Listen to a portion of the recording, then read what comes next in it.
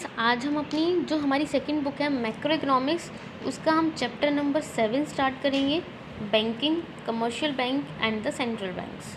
ठीक है, तो फर्स्ट हमारा टॉपिक आता है कमर्शियल बैंक क्या होते हैं, हिंदी में बोलते हैं व्यापारिक बैंक। ठीक है, तो कमर्शियल बैंक क्या होता है? Commercial bank is that financial institution. Commercial bank मतलब व्यापारिक बैंक एक ऐसा फाइनेंशियल इंस्टीट्यूशन होता है which accept deposit from the public, जो पब्लिक से क्या करता है, डिपॉजिट्स मतलब जमा को क्या करता है, एक्सेप्ट करता है, and give loan for the purpose of consumption और इन्वेस्टमेंट, और लोन देता है। अगर किसी को ज़रूरत हो तो हम लोन कहाँ से लेते हैं? बैंक से लेते हैं ना। तो जो कमर्शियल बैंक की है वो क्या करता है, पीपल से लोन, डिपॉजिट्स जो जमा करवाना चाहते हैं उनसे क्या करता है, डिपॉजिट्स को एक्सेप्ट करता है। और अगर किसी को लोन की ज़रूरत है कंजप्शन पर्पस से भी, मतलब कुछ यूज़फुल काम के लिए या फिर इन्वेस्टमेंट करने के लिए भी, वो क्या देता है, लोन देता है। उसे हम क्या बोलते हैं, कमर्शियल बैंक बोलते हैं। ठीक है, लेकिन आज के टाइम में कमर्शियल बैंक के देखो दो मैंने काम बताया आपको, कि डिपॉजिट्स को एक्सेप्ट करना और लोन को ग्रांट करना, बट साथ में वो और भी बहुत सारे काम करते हैं, जैसे क्रेडिट को क्रिएट करना, फंड्स को ट्रांसफ़र करना, एजेंसी जॉब, जनरल सर्विसेज, मतलब बहुत सारे फंक्शंस हैं वो जो हम 1 बाय 1 पढ़ेंगे। ठीक है, तो कमर्शियल बैंक आपको पता चला। कमर्शियल बैंक कौन होते हैं? जो आपकी डिपॉजिट्स को एक्सेप्ट करते हैं और आपको लोन को दे देते हैं आपके लिए, आपकी यूज़ के लिए। ठीक है, तो जो कमर्शियल बैंक है वो क्या क्या काम करता है, उसके फंक्शंस क्या है? तो जो कमर्शियल बैंक है वो 3 टाइप के फंक्शंस को परफॉर्म करता है। फर्स्ट होता है हमारा primary function, second secondary function, and third हमारा क्या होता है, सोशल फंक्शन। तो हम आज पढ़ेंगे प्राइमरी फंक्शन। प्राइमरी फंक्शन को भी आगे 2 टाइप में क्लासीफाई किया जाता है, एक्सेप्टिंग डिपॉजिट एंड सेकंड हमारा एडवांसिंग लोन। कि पहला तो क्या कहता है कि डिपॉजिट को एक्सेप्ट करना, और दूसरा क्या कहते हैं हमारा, लोन्स को देना, एडवांस करना, मतलब लोन को देना। तो आज हम प्राइमरी फंक्शन में पढ़ेंगे accepting deposit and advancing loan कैसे होता है। तो फिर एक्सेप्टिंग डिपॉजिट का मतलब क्या होता है? A bank accept deposit from the public, मतलब जो कमर्शियल बैंक होता है उसका प्राइमरी फंक्शन है कि वो जनता से, पब्लिक से क्या करता है, जो डिपॉजिट्स मतलब जो जमा करवाना चाहते हैं अपने पैसे बैंक में, वो उनसे क्या कर लेता है, एक्सेप्ट कर लेता है। ठीक है, people can deposit their cash balance in either of the following account. But उन्होंने कहा वो कैश डिपॉजिट करते तो किस किस अकाउंट में? हमें पता है ना कि बैंक में क्या करना पड़ता है, हमें अकाउंट ओपन करवाना पड़ता है अगर हमें पैसे जमा करवाने हो। तो किस किस टाइप के अकाउंट होते हैं जिनमें वो पैसा क्या कर सकता है, जमा करवा सकता है, सेव कर सकता है, डिपॉजिट्स को लेता है वो। तो फर्स्ट हमारा होता है फिक्स्ड और time deposit account, fixed deposit amount या फिर टाइम डिपॉजिट। देखो आपने सुना भी होगा अपनी जनरल लाइफ में कि क्या होता है, फिक्स्ड डिपॉजिट करवा लेते हैं, एफडी करवा लेते हैं। तो इसका मतलब क्या होता है कि हमने कुछ पैसा कुछ एक फिक्स्ड पीरियड के लिए, मतलब एक स्पेसिफाइड टाइम पीरियड के लिए हमने वो पैसा कहाँ कर दिया, बैंक में डिपॉजिट करा दिया। ठीक है, cash is deposit in this account for a fixed period, मतलब कैश जब हम बैंक में क्या कर देते हैं, डिपॉजिट करा देते हैं एक फिक्स टाइम पीरियड के लिए। ठीक है, the depositor get receipt for the amount of deposit, जितना अमाउंट वो डिपॉजिट कराता है उसके बदले में उसे क्या मिल जाती है, डिपॉजिटर को, डिपॉजिटर मतलब जमा कराने वाले को क्या मिल जाती है, रिसिप्ट मिल जाती है। और उसी को हम क्या बोलते हैं, फिक्स डिपॉजिट रिसिप्ट बोलते हैं। ठीक है, the receipt indicate the name of the depositor, जो रिसिप्ट होता है उसमें क्या होता है, डिपॉजिटर का नेम, मतलब पैसे जमा कराने वाले का नेम लिखा जाता है, उसकी अमाउंट लिखी जाती है, रेट ऑफ इंटरेस्ट लिखा जाता है कि उसकी अमाउंट के ऊपर से कितना इंटरेस्ट मिलने वाला है, और कितने टाइम पीरियड के लिए उसने उस पैसे को जमा कराया है, पीरियड ऑफ डिपॉजिट भी वहाँ पे लिखी जाती है। और जो ये रिसिप्ट होती है वो क्या होती है, नॉन ट्रांसफरेबल होती है, मतलब हम किसी को ट्रांसफ़र नहीं कर सकते कि हमारे बेसिस पे वो वहाँ से क्या कर सकता है, पैसे को विड्रॉ करा सकता है, नहीं। वो जिस पर्सन ने डिपॉजिट कराया है, जब हमारा टाइम पीरियड पूरा हो जाएगा, मतलब पीरियड एक्सपायर हो जाएगा, उसके बाद ही हम वहाँ से पैसा वहाँ से निकलवा सकते हैं, कोई अदर पर्सन वहाँ से पैसा नहीं निकलवाया जाता। तो हमने क्या पढ़ा कि जो फिक्स्ड अकाउंट होता है उसमें टाइम पीरियड क्या होता है, हमारा फिक्स होता है, उसके बाद ही हम पैसे वहाँ से विड्रॉ करवा सकते हैं। तो इसका जनरली क्या होता है, इसके लिए जो रेट ऑफ इंटरेस्ट होता है वो क्या होता है, हाई होता है, ज़्यादा होता है। और जो पीरियड होता है, मतलब जितने टाइम के लिए वो पैसा जमा कराते हैं वो जनरली क्या होता है, हाई होता है। और जितना ज़्यादा टाइम पीरियड इंक्रीज़ होता जाएगा वैसे ही आपका इंटरेस्ट रेट भी क्या होता जाएगा, इंक्रीज़ होता जाएगा। ठीक है, इसलिए इसे क्या कहा जाता है, टाइम लाइबिलिटी ऑफ बैंक भी कहा जाता है, कि टाइम होने पर ही बैंक की लाइबिलिटी अराइज होगी, वरना नहीं होगी। उसके बाद सेकंड आता है हमारा करंट और डिमांड डिपॉजिट अकाउंट। तो करंट अकाउंट क्या होता है, देखो डिमांड डिपॉजिट का मतलब, देखो यहाँ से आपको पता चल रहा है मतलब डिमांड डिपॉजिट मतलब जो आपने पैसा डिपॉजिट कराया है जब आप डिमांड करोगे, मतलब आपका जब आपको ज़रूरत है आप तभी साथ के साथ आप क्या कर सकते हो, उसे ले सकते हो। तो देखो यहाँ पे क्या होता है, एक depositor can deposit his fund any number of time he like and also withdraw the same any number of time he wish.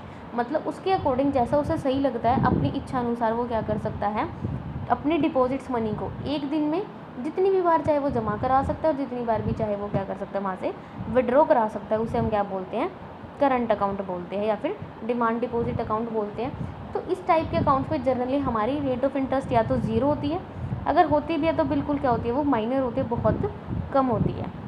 ठीक है, समझ में है। और इस चेक के साथ जनरली हमारे साथ क्या होता है, एक मिनिमम लिमिट डिसाइड हो जाती है।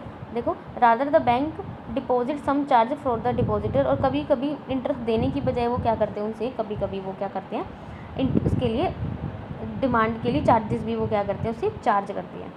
ठीक है, अगर वो किसके अकॉर्डिंग चार्ज करेंगे, उनकी क्या होती है, एक मिनिमम लिमिट होती है। अगर उस मिनिमम लिमिट से कम उनका अमाउंट उनके बैंक अकाउंट में हो जाता है, कि फॉर एग्जांपल आपने डिसाइड किया कि मेरे अकाउंट में करंट अकाउंट में 1 लाख रुपीज़ आपके होने ही चाहिए, आपकी वो मिनिमम लिमिट है। लेकिन अगर बैंक में पैसा आपका 1 लाख से कम हो जाए तो बैंक आपसे क्या करना, चार्ज करना, उसके चार्जेस लेना स्टार्ट कर जाएगा। ठीक है, और जनरली इस टाइप के अकाउंट में जो कैश विड्रॉ किया जाता है वो कैसे किया जाता है, चेक के थ्रू किया जाता है। इसलिए इस टाइप की अकाउंट को हम क्या बोलते हैं, डिमांड लायबिलिटी भी बोलते हैं, क्योंकि बैंक को क्या होगा, जब भी डिमांड होगी, जब भी डिपॉजिटर डिमांड करेगा उसके साथ के साथ उसे पेमेंट करनी पड़ेगी। ठीक है, उसके बाद होता है saving deposit account. Saving account आपने सुना होगा। तो ये जनरली क्या किया जाता है, आपकी सेविंग को अनकरेज करने के लिए, बढ़ावा देने के लिए क्या किया जाता है, आपको ये ओपन कराया जाता है। आप इसमें आप क्या कर सकते हो, आपकी थोड़ी थोड़ी पेमेंट, मतलब जब आपकी कुछ सेव हो जाए आप सेविंग इसमें क्या करा सकते हो, इसमें एक्सेप्ट डिपॉजिट करा सकते हो, और जब आपकी ज़रूरत हो आप उसमें से क्या कर सकते हो, विड्रॉ भी कर सकते हो। तो इसमें इंटरेस्ट अमाउंट हमारी क्या होती है, लेस जो फिक्स्ड डिपॉजिट अकाउंट होते हैं उनसे तो क्या होती है, कम होती है, बट करंट अकाउंट से क्या होती है, ज़्यादा होती है। उसके बाद है होम सेफ अकाउंट। ये एक ऐसा होम सेफ अकाउंट होता है जो आपकी, अब जैसे आप क्या करते हैं, आपकी छोटी छोटी सेविंग्स को प्रमोट करने के लिए किया जाता है। जैसे आपको कहा जाता है कि आपको डेली 10 रुपीज़ आपको क्या करनी है, सेव करनी है, लेकिन आप उसे डेली बैंक में जमा नहीं करा पाओगे, और आप अगर अपनी पॉकेट में रखोगे तो आपसे खर्च भी हो सकते हैं। तो इसको प्रमोट करने के लिए गवर्नमेंट मतलब क्या निकाला गया कि आपके घर पे ही आपको क्या रखा जाएगा, एक सेफ़ रख दिया जाएगा।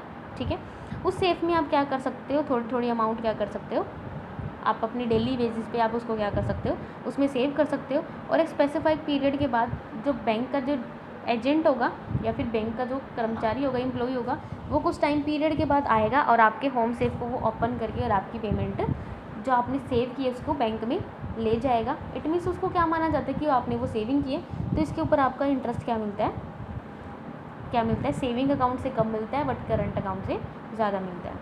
उसके बाद आता है हमारा recurring deposit account. Recurring deposit amount का मतलब क्या होता है, देखो आपने सुना होगा कि हम क्या करते हैं, मंथली बेसिस पे, ठीक है, वो क्या करते हैं, डिपॉजिट कराते हैं। ठीक है, under this account specific amount is deposited every month for a specified period.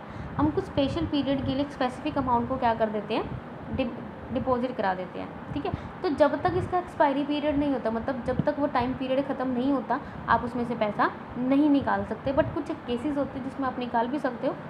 ठीक है, फॉर एग्जांपल जब आपने कहा कि मैं हर महीने 2000 रुपये मैं अपने अकाउंट में जमा कराऊंगा, और कब तक कराऊंगा, आपने कहा कि 1 साल तक, तो इट मीन्स 1 साल तक आपको हर महीने 2-2 हज़ार रुपये उस बैंक में जमा कराने पड़ेंगे। तो उस टाइप को हम क्या बोलते हैं, रिकरिंग डिपॉजिट अकाउंट बोलते हैं। तो इसमें सेविंग अकाउंट से क्या होता है, ज़्यादा इंटरेस्ट होता है, बट फिक्स्ड अकाउंट से कम होता है।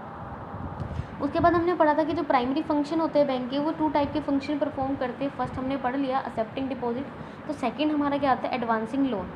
जो कमर्शियल बैंक होता है वो क्या करता है, लोन्स को भी क्या करता है, एडवांस करता है। लोन को एडवांस करने का मतलब क्या होता है, जिसको ज़रूरत होती है पैसे की वो उसको लोन के तौर पर दे देता है। अब ये कैसे करता है कि जैसे उसने क्या किया, पब्लिक से डिपॉजिट्स को एक्सेप्ट किया, अब वो इतनी कैश का क्या करेगा, वो कुछ एक अमाउंट अपने रिजर्व में रखेगा, बाकी को क्या कर देगा, लोन पे दे देगा। ठीक है, तो उस लोन के बदले में क्या की जाती है, कुछ ना कुछ सिक्योरिटीज़ भी वहाँ पे हैंड ओवर की जाती है, रखी जाती है, ताकि आपकी क्या रहे, जो बैंक ने लोन दिए उसके क्या रहे, सिक्योरिटी रहे। ठीक है, तो लोन किस किस टाइप से दे सकती है। फर्स्ट हमारा क्या होता है, कैश क्रेडिट। इसमें क्या किया जाता है, देखो the debtor is allowed to withdraw a certain amount on a given security, मतलब आपको कुछ सिक्योरिटी देनी पड़ेगी, उसके बाद आप क्या करते हो, कुछ अमाउंट वहाँ से आप क्या कर सकते हो, ले सकते हो। ठीक है, आपकी एक लिमिट डिसाइड कर दी जाएगी, वहाँ तक आप क्या कर सकते हो, अपने कैश को वहाँ से विड्रॉ कर सकते हो। और जितना आपने कैश विड्रॉ किया है उसी पे ही बैंक क्या करता है, आपसे चार्ज करता है। ठीक है, ये नहीं है कि आपने, अगर आपको 2 लाख रुपए की ज़रूरत थी तो 2 लाख रुपए के ऊपर नहीं, आपको फॉर एग्जांपल आपने 2 लाख रुपीज़ का लोन लिया, तो वो 2 लाख रुपीज़ आपके अकाउंट में क्या कर दिए जाएंगे, ट्रांसफ़र कर दिए जाएंगे। तो उस 2 लाख रुपीज़ के ऊपर इंटरेस्ट नहीं लगेगा, बल्कि जितनी आप विड्रॉ करोगे उस अमाउंट के ऊपर आपका क्या लगेगा, इंटरेस्ट लगेगा। उसके बाद नेक्स्ट आता है ओवरड्राफ्ट। ओवरड्राफ्ट क्या होती है, ये एक बैंक फैसिलिटी होती है जो बैंक अपने कस्टमर्स को क्या करता है, प्रोवाइड करता है। और ओवरड्राफ्ट का इस फैसिलिटी में क्या होता है कि आप अपनी डिपॉजिट अमाउंट से ज़्यादा अपनी बैंक में से क्या कर सकते हो, कैश को, मतलब अपनी मनी को क्या कर सकते हो, विड्रॉ करते हो। ठीक है, फॉर एग्जांपल आपकी बैंक में क्या थे, 1 लाख रुपीज़ थे, बट आपको 2 लाख मतलब ये लगा लो आपको 1,20,000 रुपीज़ की ज़रूरत है, तो 20,000 आपको एक्स्ट्रा चाहिए, तो गवर्नमेंट या फिर बैंक आपको जब क्या करते हैं 20,000 एक्स्ट्रा निकालने की जब क्या करती है, ओवरड्राफ्ट फैसिलिटी देती है, उसे हम क्या बोलते हैं, ओवरड्राफ्ट बोलते हैं। उसके बाद है डिमांड लोन। डिमांड लोन का मतलब क्या होता है, जब आपको एक फिक्स्ड अमाउंट एक स्पेसिफाइड पीरियड के लिए क्या कर दी जाती है, लोन दे दी जाती है। ठीक है, जैसे मैंने आपको कहा था कि आपको 2 लाख रुपीज़ की ज़रूरत थी, तो जब 2 लाख के 2 लाख आपको साथ के साथ क्या कर दिए जाते हैं, दे दिए जाते हैं, और आपको बोला जाता है कि आपको 1 लाख, आपको फॉर एग्जांपल आपके लिए बोला कि आपको ये 2 लाख रुपीज़ 1 ईयर के बाद आपको क्या करनी है, पेमेंट करनी है। तो 1 साल के लिए वो 2 लाख रुपए क्या हो जाएंगे, आपके हो जाएंगे, और आपको पूरे 2 लाख रुपए के ऊपर ही क्या करना पड़ेगा, इंटरेस्ट को पे करना पड़ेगा। तो उसे हम क्या बोलते हैं, डिमांड लोन बोलते हैं। उसके बाद आता है हमारा शॉर्ट टर्म लोन। उसके बाद है शॉर्ट टर्म लोन का मतलब क्या होता है, ये 2 टाइप के होते हैं, या तो पर्सनल लोन होता है या फिर फाइनेंसिंग वर्किंग कैपिटल लोन होता है। ठीक है, इसमें क्या कर देते हैं, सेम है, सारे के सारे बोरोवर के अकाउंट में ट्रांसफ़र कर दी जाएगी, और उसी के बेसिस पे आपसे क्या किया जाएगा, आप इंटरेस्ट चार्ज किया जाएगा, उसे हम क्या बोलते हैं, शॉर्ट टर्म लोन्स बोलते हैं। ठीक है, आपको समझ आया।